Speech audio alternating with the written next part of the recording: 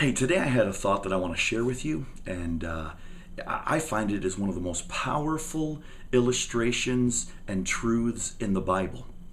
You know, there was a day when there was a woman caught in the act of adultery, and she was brought out and set before Jesus' feet. This is found in John chapter 8. And they said, well, under the law, she's supposed to be stoned. She was caught in the act of adultery. So what say you, Jesus? Well, Jesus was writing in the sand, on the dirt. And he looks up to them and he says this, those of you that are without sin, cast the first stone. Well, they all drop their stones and they walk away. And now the woman, the adulterer, or the one caught in the act of adultery, is now with the Master, the Lord Jesus Christ.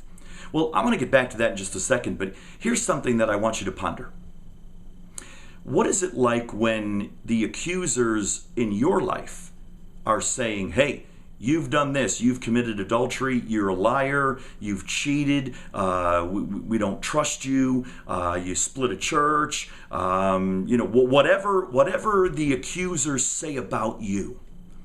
Now, you know how that makes you feel, and if you don't come to the mercy of God and you start listening to your accusers, all of a sudden you'll feel hopeless, or you'll become bitter and angry toward them and want ill toward them.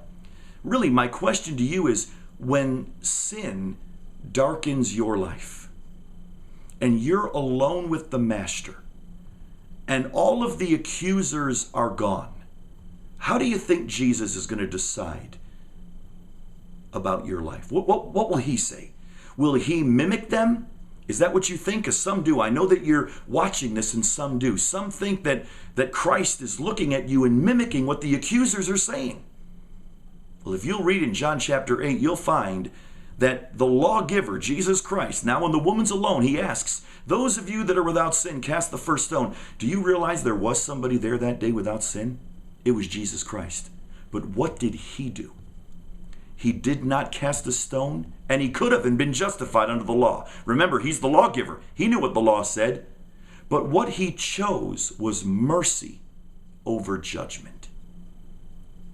To give her mercy and forgive her. He said, women, where are your accusers? Well, there are none. He said, neither do I condemn you.